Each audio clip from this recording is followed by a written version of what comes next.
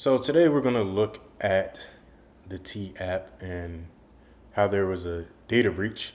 And we're going to basically just analyze the information. I'm just going to go through this article just to give you more facts about it. And I'm going to give you my reaction and my just overall opinion coming from a cybersecurity analyst, right? So let's go into a video from TikTok. This person's name is AD Monte. I will play this video and it'll give you a bit more context on to what happened. All right, let's do that. On that new T app, 3 girls getting leaked. It was a big data breach.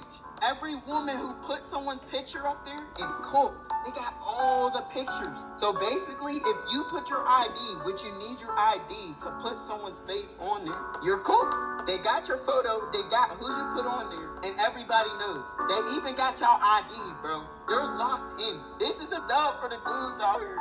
If you see yourself on that app, you're able to literally see the person's ID and the person's face who put it on there because there was a data breach. I ain't gonna lie, bro. If your face is on there, bro. All right, so let's go into the T app. And this is an article from AP. And it says the T app was intended to help women date safely, then it got hacked. All right, so let's get into the details. So, T, a provocative dating app designed to let women anonymously ask or warn each other about men they'd encountered. And this rocketed to the top spot on the US Apple App Store this week. On Friday, the company behind the app confirmed it had been hacked. Thousands of images, including selfies, were leaked online. Okay, so you can imagine there was so many different people who wanted to get on the app and see the tea, see what's going on, see if they were dating the same man, or if this man was abusive, or if this man was lying about anything that could compromise the relationship. So I see the purpose of the app, right, to keep women safe. I believe that was its whole mission, right? So imagine thousands of people's profile pictures, license, etc. They are on the dark web somewhere. Okay. So the article says that we've engaged a third-party cybersecurity experts and are working around the clock to secure our systems. San Francisco-based T Advice Inc. said in a statement. Okay, so now they've probably have a incident response team which really comes in and cleans up the mess of what happened. Right. You also have to get comms in to figure out what to say to the public and to make sure that people understand what's going on, get a full update. So that is very important, right? But having a third party cybersecurity company come in, it could be serious. And I'm not sure if they had cybersecurity staff on board. They may have, but they probably needed someone else to come in to pick up the heavy load. Okay, that's a lot of images and personally identifiable information.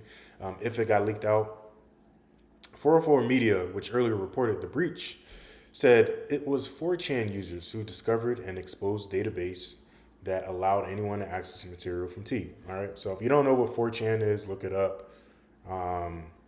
Yeah. Um, don't know a whole lot about 4chan, but I know that it could be some explicit material on their website, right? The app and the breach highlight the fraught nature of seeking romance in the age of social media. So here's what to know. T was meant to help women date safely, right? That's the whole mission. T founder Sean Cook, I wonder if he's related to Sam Cook, a software engineer who previously worked at Salesforce and Shutterfly, says the app's website that he founded the company in 2022 after witnessing his own mother's terrifying experiences. Cook said they included unknowingly dating men with criminal records and being catfished, deceived by men using false identities. All right. T markets itself as a safe way for women to anonymously vet men they meet on dating apps such as Tinder, Bumble, probably Hinge, etc., ensuring that men who are who they say they are not criminals or not already married or in relationships, right? So I mean that happens a lot. That happens a lot. Okay, and if we're gonna call a spade, some people willingly date people that date other people, or people who have more than one partner, right? There's on both sides. There's a lot of partner sharing, and that's just what it is, right? It's like people have their own little Yelp pages, said Aaron Mink, whose Cleveland firm Mink Law specializes in cases involving online defamation and harassment. All right. So, in an Apple Store review, one woman wrote that she used a T search to investigate a man she'd begun talking to and discovered over 20 red flags, including serious allegations like assault and recording women without their consent. She said she cut off communication. And she said, I can't imagine how things could have gone had I not known, she wrote. A surge in social media attention over the past week pushed T to the number one spot on the Apple's US App Store as of July 24th, according to the Sensor Tower research firm. In the 7 days of from July 17th to the 23rd, T downloads shot up 525%. That is a lot. That is a lot. T said in an Instagram post that it reached 4 million users. Okay. And I'm not sure if T was hosted outside the US, but that's pretty impressive, right? 525% increase of active users. Man, that's pretty impressive. So T has been criticized for invading men's privacy. A female columnist for the Times of London newspaper who signed into the app on Thursday called T a man shaming site. Okay. And complained that this is simply vigilante justice, entirely reliant on the scruples of anonymous women. With T on the scene, what man would ever dare date a woman again? She has a point, right? And if we think about it on the guy's side, right, we want to get the facts on a woman, right? Conversely, um, and maybe what she saw was a lot of misandry, right? Or people who may have been bitter. I don't know, right? But it does keep a lot of people guarded. Dating right now on the social media, the age of, digital information is tricky, very tough. It's like a popcorn generation, right? We want our, Prince Charming or our Cinderella right then and now. And she doesn't do what I say, man, I'll get a new one. So it's very tricky. It's very tricky when it comes to dating. Over the last couple of weeks, we've gotten hundreds of calls on it. It's blown up, attorney Mink said. People are upset, they're getting named, they're getting shamed. In 1996, Congress passed legislation protecting websites and apps from liability for things posted by their users. Okay, that's fair enough, right? But the users can be sued or spreading, they can be sued for spreading false and defamatory information, Mink said. All right, so it's really up to these companies to hold their users accountable, right? Various websites, you have like 4chan or, other websites that may post, incriminating things or, offensive comments, etc. And I'm not sure if we've seen a lot of companies really keep their users accountable or bring out some consequences, right? I'm not sure if that's out there, right? It may be, right? It may, however, a federal judge in Illinois threw out an invasion of privacy lawsuit by a man who'd been criticized by women in Facebook group um, chat group, Are We Dating the Same Guy? Yeah, I've heard about Are We Dating the Same Guy? That's unfortunate, right? And there is a group that's dedicated to that. Are we dating the same guy? Is this guy told us lies? Is this guy married with a whole family in Nigeria or in Europe, etc. Right? So, I mean, that does happen, man. It is very common. State privacy laws could offer another avenue for bringing legal action against someone who posted a photograph or other personal information in a harmful way, Mink said. All right, so let's get into the details of the breach, right? The breach exposed thousands of selfies and photo IDs. In its statement, T reported about 72,000 images were leaked online. That's a lot of images.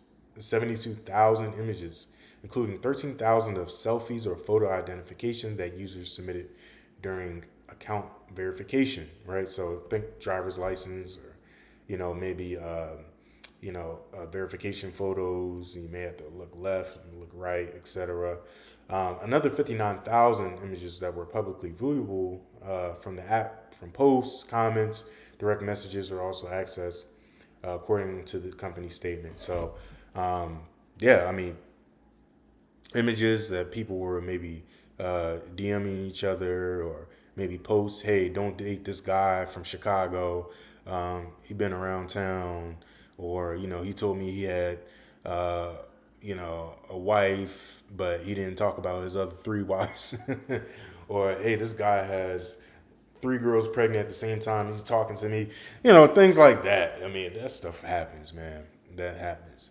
No email addresses or phone numbers were exposed, the company said, and the breach only affects users who signed up before February 2024. All right. So at this time, there's no evidence that suggests the additional users' data was affected. Protecting T users' privacy and data is our highest priority, of course.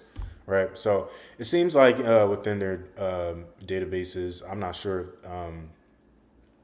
if their databases are hosted on cloud or on the premises, but it seems like they did have encryption at the highest order, and I'm not really sure. It doesn't look like they had 2FA, but they might have. I don't know if it was so easy to be breached, right? 2FA just means two-factor authentication, right? So you log in to your account, and then you may have to put in a one-time passcode that gets sent to your phone, or you may have an authentication code on Google Authenticator or Microsoft, right? But it seems like they did have some type of encryption on their database, right? So it says users do not need to change their passwords or delete their accounts, right? All data has been secured. That's what they say. Now, if this is entirely true, I'm not sure. Lord Mink said that he was not surprised to see T get targeted. These sites get attacked. He said they create enemies, they put targets on themselves, where people want to go after them. Yeah, I mean, anytime someone makes an app, they're going to get targeted. That is what it is. Or even the White House, right, gets targeted. Thousands of attempts, right? So you got to understand, if you make something of consequence, right, it's better to transfer risk to another company, right? So for an example, let's just say you wanted to make a website and you're baking cookies and you sell your cookies on your website, right? You want to transfer that risk to a website hosting provider. So think Wix or Squarespace, right? They're not hacking you. They have to go through Wix or Squarespace to hack, right? And those companies have the best cybersecurity staff or security posture, um, you know, in the market, right? So sometimes it's better just to outsource things, right? That's what we say in cybersecurity, right? So that is the rest of the article, right? Um, just know that 72,000 images were leaked online, 13,000 images of selfies or photo identification users submitted during the account verification had been compromised. Now, I'm not going to go into the politics of the app, if it's good or bad. I think it is smart to, vet people when you're dating, right? Because you just never know. You never know who you're talking to. And this is on both sides, right? So um, just being very, very cautious about who you let into your life, who you let into your circle, who has access to you. Important. Very important. Okay. So if you want to read this article, you can go on apnews.com and it should be there. Take a look, right? And read for yourself if you need to. But this is going to be interesting as it moves forward, as it develops, right? They may start to implement better cybersecurity protocols. They may have 24/7 monitoring, a whole host of things, right? But at the end of the day, it is about protecting your users and making sure that they feel comfortable to do business with you.